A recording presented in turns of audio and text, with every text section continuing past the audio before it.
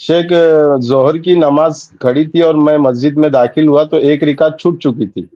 तो मैं जमात में शामिल हुआ। तो इमाम साहब जो चौथी रिकात में तशहुद में बैठे थे, तो उन्होंने वापस खड़े हो गए। वो तशहुद से सलाम नहीं फेरे, खड़े हो गए। तो पीछे से किसी ने लुकमा नहीं दिया और मैं बहुत पीछे था क्योंकि मेरी एक रिकात छूटी थी। तो मैं पीछे से सुबहान अल्लाह बोला, लेकिन उन्होंने कैच नहीं किए उसको। फिर उन्होंने पांचवी रिकात पढ़े। पांचवी रिकात में भी तशहुद में नहीं बैठे, खड़े हो गए। और उसके बाद छठी रिकात में बैठे और फिर दो सजदा सहू किए सलाम से पहले, और फिर सलाम फेरे। तो मैंने भी उनके साथ सजदा सहू किया, और जब इमाम साहब ने सलाम फेरे तो मैंने भी फेर दिया, क्योंकि ऑलरेडी मेरी 5 हो चुकी थी, क्योंकि मेरी एक छूटी थी पहले। तो जी जमात जी। की तो 6 हो गई इमाम साहब की, और मैं एक रिकात दोहराना था मेरे को सलाम के बाद, लेकिन ऑलरेडी मेरी भी 5 हो गई शेख, तो मैं क्या दोहराऊं, मेरी एक्स्ट्रा एक हो गई है। तो मुझे क्या करना चाहिए था? इसमें इतनी सारी गलतियां हैं कि मुफ्ती परेशान हो जाएगा। देखिए भाई, तरतीबवार सुनिए। अगर कोई इमाम पांचवी रकात के लिए खड़ा होने लगे और मुक्तदी को पता है कि इमाम साहब गलती कर रहे हैं, पक्का गलती कर रहे हैं, मुक्तदी ने लुकमा दिया, सुभान अल्लाह बोला, इमाम साहब ने ध्यान नहीं दिया, फिर भी खड़े हो गए इमाम साहब, और मुक्तदी को पक्का पता है कि पांचवी रकात के लिए खड़े हो रहे हैं, तो क्या ऐसी सूरत में उस मुक्तदी के लिए जायज है कि वो इमाम साहब का साथ दे और उनके साथ खड़ा हो जाए?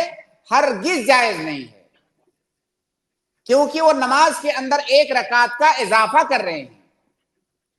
तो मुक्तदी के लिए जायज ही नहीं है कि वो इमाम के साथ खड़ा हो जाए, बल्कि मुक्तदी बैठे रहे। अगर इमाम साहब और भी ज्यादा आगे जा रहे हैं तो मुक्तदी अलग हो जाए, अलग से अपनी नमाज कंप्लीट कर ले, तशहुद में जाए, अपनी नमाज कंप्लीट करके सलाम फेर दे। ये गलती बहुत सारे लोग करते हैं, इसलिए इसको ध्यान में रखें कि अगर इमाम एक रकात का इजाफा कर रहा है और मुक्तदी को पता है, तो मुक्तदी के लिए जायज नहीं है कि वो उसके साथ खड़ा हो जाए, बल्कि लुकमा दे। अगर इमाम लुकमा ले ले और वापस आ जाए तो अच्छी बात है, और नहीं आए तो आप इमाम से अलग हो जाइए। तो एक बात तो ये। दूसरी बात, अगर इमाम साहब 5 रकात पढ़ लिए और आपकी एक रकात छूटी हुई थी, तो जाहिर है जो इमाम की 5वीं होगी वो आपकी 4थी होगी, तो आपकी इमाम 4 साहब ने रकात हो 6 गई। पढ़े शेख। अरे भाई सुनिए इमाम ने पूरा। 6 पढ़े, 6 पढ़े। सुन लीजिए खैर भाई, आपको बता रहे हैं शेख, पहले पूरी बात सुन लीजिए फिर आप पूछिए जो पूछना है। जी शेख। अगर इमाम साहब 5 रकात पढ़ लेते हैं और आप एक रकात मसबूक हैं, तो गोया कि जब उनकी 5वीं होगी तो आपकी 4थी होगी।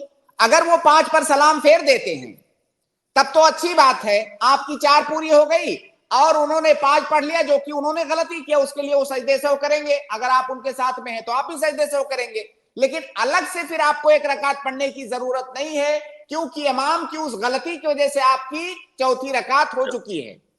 पहली बात तो आपको, मतलब दूसरे जो मुक्तदी हैं उनको खड़ा नहीं होना चाहिए। आप खड़े हो गए कोई मसला नहीं, क्योंकि आपकी 5 रकात नहीं हो रही, आपकी 4 ही हो रही है। लेकिन अगर इमाम साहब फिर छठी रकात के लिए खड़े हो रहे हैं, तो फिर अब आपके लिए भी जायज नहीं है कि छठी रकात के लिए खड़े हों, क्योंकि जब इमाम की छठी रकात होगी तो फिर आपकी 5वीं होगी, और पांचवी रकात के लिए खड़ा होना आपके लिए जायज नहीं था। लेकिन चूंकि आपको पता नहीं था इसलिए आप खड़े हो गए, तो कोई बात नहीं, आइंदा आप ध्यान रखें। अगर आप एक रकात जायद के लिए इमाम आपको खींच के ले जा रहा है तो आप मत जाइए, आप बैठे रह जाइए और अलग होने की, इनफिराद की नियत करके आप सलाम फेर दीजिए। और जब इमाम ने सजदे सहू किया तो आपको इमाम के साथ सजदे सहू करना है, क्योंकि जब तक आप उसकी इमामत में हैं तब तक वो काम करना है आपको।